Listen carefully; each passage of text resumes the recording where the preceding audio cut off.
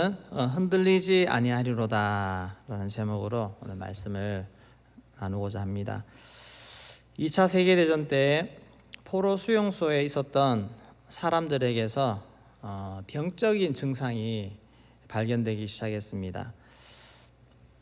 극도로 우울해지면서 먹어도 살이 찌지 않으며 전신이 쇠약해져서 누워만 있으려는 증세가 나타났다고 합니다. 이 병의 원인도 모르고 치료 방법도 없었습니다. 다만 그 철조망 속에 갇혀 사는 상황에서 생긴 병이라고 하여서 철조망병이라고, 철조망 증후군이라고 그렇게 이름을 붙여줬습니다. 이 환자들의 행동에 나타나는 공통점이 있는데 그중 하나가 거의 하루 종일 투덜대고 불평하는 것이었습니다. 철조망이 내 희망을 빼앗아 갔다고 생각하면서 계속 불평하는 것입니다. 그런데 같은 수용소에 있었지만 건강한 사람들도 있었습니다. 철조망 너머 푸른 하늘을 보고 철조망 밑에 핀 작은 들국화를 보며 고향도 그려보고 사랑하는 사람들을 생각하며 내일을 꿈꾸는 사람들, 그런 사람들에게는 이 철조망병이 나타나지 않았습니다. 정신과 의사인 빅터 프랭클은 자신의 나치 수용소의 체험을 기록한 책 죽음의 수용소에서라는 책에서 이렇게 말했습니다. 보이지도 않고 끝도 없는 수용소의 삶에서도 미래에 대한 희망의 끈을 놓지 않고 그 역경을 극복하는 행동이 그의 운명을 결정했다. 미래에 대한 희망이 있느냐, 내 안에 지금 소망이 있느냐 없느냐, 그것이 사람의 운명을 결정했다는 것입니다. 한 예로 1945년 3월 22일 2차 대전 종전이 선언된과 동시에 해방을 맞아서 그때까지 남아있던 많은 수용소들이 풀려났습니다. 그런데 조금 전, 그 3월 20일이 되기 전 3월 13일에 죽은 사람이 있었습니다. 근데 그 사람은 잘 버텼습니다.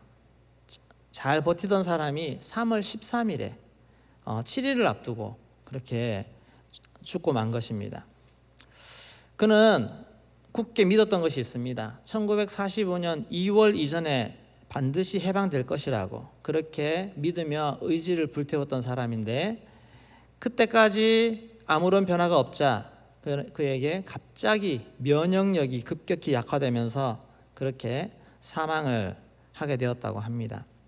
내가 생각했던 시간 안에, 물론 의지와 희망을 가지는 것은 좋은데 내가 생각했던 것이 대로 되지 않으니까 그 다음에 찾아온 것은 절망이었습니다.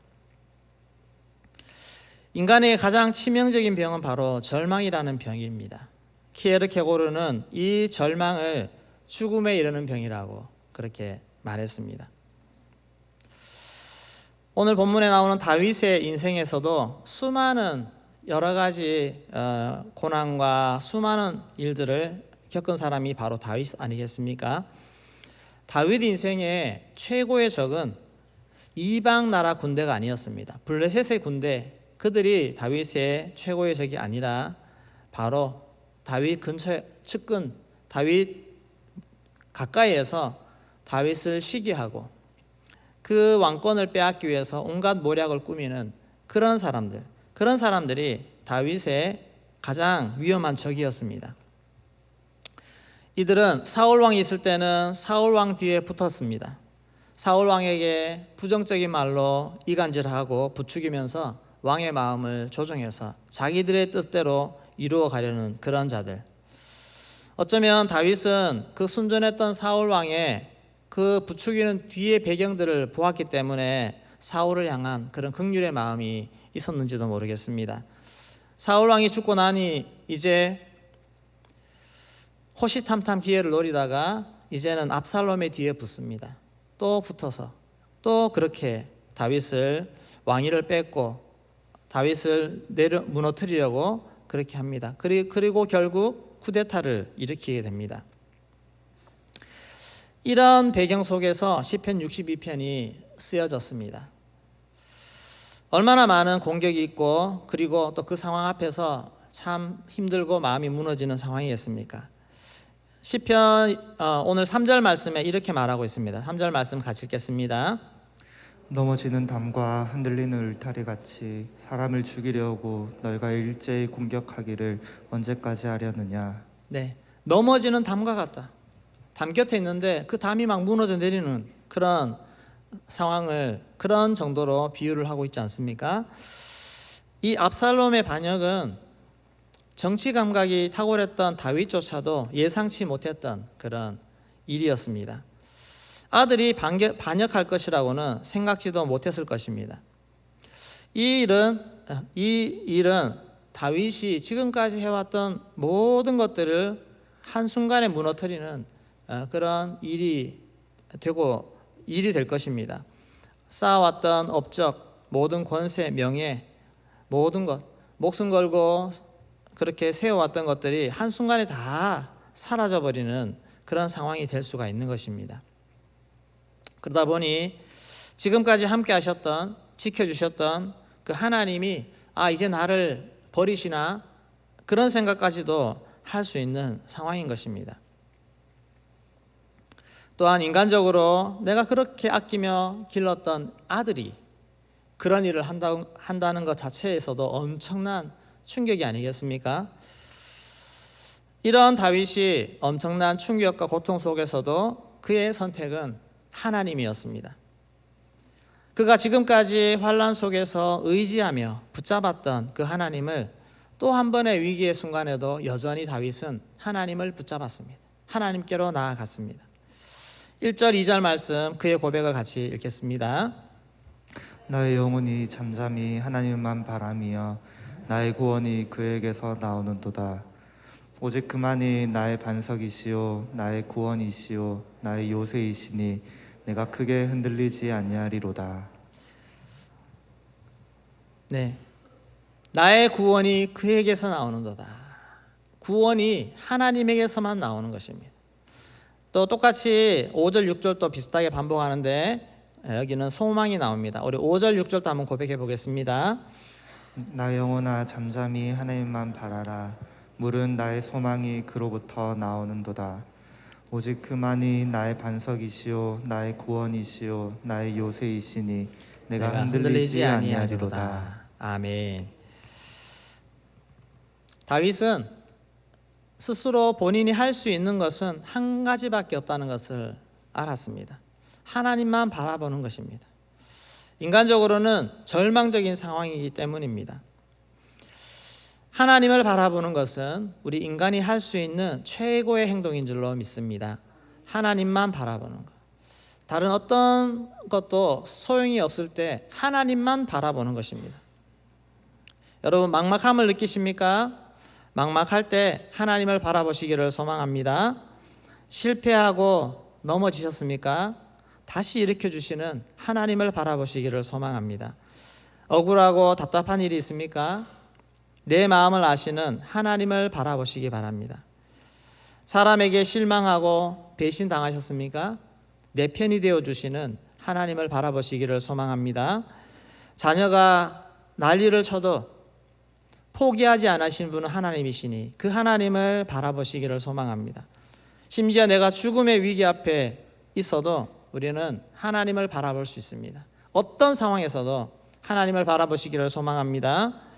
다윗이 하나님을 바라보며 붙잡은 그 소망입니다. 근데 이 소망은 단순히 마인드 컨트롤, 내가 마음을 좀 긍정으로 먹어야지 잘 될 거야 하는 그런 정도의 수준을 넘어서는 것입니다. 상황에서의 구원, 육체의 구원의 차원을 넘어서 영혼의 구원, 영생의 구원까지 우리가 바라볼 수 있어야 이런 깊은 감사, 깊은 소망이 생기는 것입니다. 그래서 다윗은 더더욱 그런 기도를 하고 그런 외침을 할 때 더 확신에 차고 흔들리지 않는 견고한 믿음으로 다시 일어서는 것입니다. 우리의 소망은 이 땅에서의 단순한 구원이 아니라 영혼의 구원, 영생의 구원, 영생의 소망인 줄로 믿습니다. 2차 세계대전 때 유대인들이 정말 많이 학살을 당했습니다. 수용소에 끌려간다는 것은 거의 죽는다고 보는 것입니다. 릴리언이라고 하는 11살 난 유대인 소녀가 수용소로 향하는 기차에 실려 있었습니다. 그의 부모는 이미 프랑스 리옹에서 이미 강제로 끌려간 상태였습니다. 이 릴리언은 노트를 꺼내서 하나님께 편지를 썼습니다. 하나님, 저는 좋은 어머니, 좋은 아버지를 가졌는데 지금까지 부모님께 착한 딸이 되지 못했습니다. 그런데 부모님을 다시 만날 수 있을 것 같지는 않습니다. 그러나 언젠가 천국에서 만날 것을 생각하니 그 날이 기다려집니다. 이 릴리언이 탄 기차는 유대인 수용소로 향했습니다. 그리고 그녀는 결국 그 수용소에서 가스실에서 죽고 말았습니다. 그가 하나님께 쓴 많은 편지들이 담긴 그 노트는 수용소 생존자가 가지고 있다가 나중에 세상에 공개가 되었습니다. 그런데 그 편지에 수많은 희망들이, 수많은 소망들이 적혀 있는 것입니다. 그 소망이 뭐겠습니까? 천국 소망입니다. 하늘나라를 향한 소망. 단순히 풀려날 거야. 나는 여기서 벗어날 거야. 그런 소망을 넘어서 우리 속에 있는 그 구원과 영생의 소망이 그 마음을 사로잡아서 그 어려운 환경 상황 속에서도 소망을 잃지 않았다는 것입니다. 이 땅의 어떤 환난도 빼앗아가지 못하는 것은 하늘 소망인 줄로 믿습니다. 천국 소망, 천국의 소망과 구원의 은혜, 이것이 우리를 사로잡아야 됩니다. 그래서 예수 안에 있는 자에게는 절망이 없는 줄로 믿습니다. 예수님이 영벌의, 우리에게 절망은 죽음입니다. 그리고 영벌입니다. 그러나 이미 예수님이 그 영벌에서 우리를 구원하셨고 영원한 생명, 구원을 우리에게 주셨다고 하는 사실입니다. 우리는 이 영생의 소망이 얼마나 큰지 잘 체감하지 못하는 것 같습니다. 이것을 우리 돈으로 한번 계산을 해볼까요? 내가 당하는 고난, 억울함, 힘들어하는 정도, 이것을 돈으로 환산을 해보면 쉽게 우리 체감할 수 있지 않을까요? 1억을 날려버렸습니다. 여러분 속이 쓰린가요? 예, 막 세상이 다 무너지는 것 같지 않습니까? 갑자기 1억이 날아갔어요. 근데 1억에도 끔찍 안 하시는 분은 계시네요. 10억이 날아갔습니다. 와, 10억. 내가 참 평생을 벌어서 10억을 벌겠습니까? 물론 능력이 많으시면. 근데 100억이 사라졌다. 네, 그러면 살 소망이 끊어진 것 같지 않겠습니까? 그런 상황. 그런데 내가 받은 거, 내가 잃은 거 생각하지 말고, 그러면 내가 받은 것을 한번 생각해 볼까요? 내가 하나님으로부터 이미 받은 이 영생의 가치는 얼마가 되겠습니까? 예, 100조를 넘어선 1000억, 1조. 제가 이제 돈으로 해서 한번 생각해 보시라는 겁니다. 그러나 사실은 계산할 수 없을 만큼의 큰 금액이 아니겠습니까? 내가 1억을 잃어버렸는데 나는 이미 100억을 받았습니다. 1000억을 받은 사람입니다. 잃은 거 생각하지 말고 받은 것을 생각해 보십시오.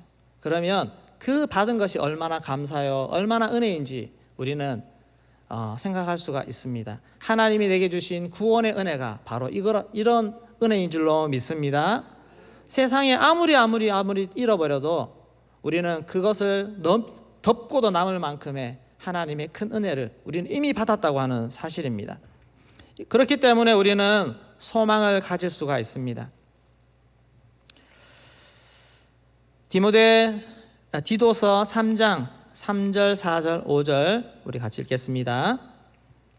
우리도 전에는 7절까지입니다. 예. 우리도 전에는 어리석은 자요, 순종하지 아니하는 자요, 속은 자요, 여러 가지 정욕과 행락에 종노릇한 자요, 악독과 투기를 일삼은 자요, 가증스러운 자요, 피차 미워한 자였으나. 네, 여기까지.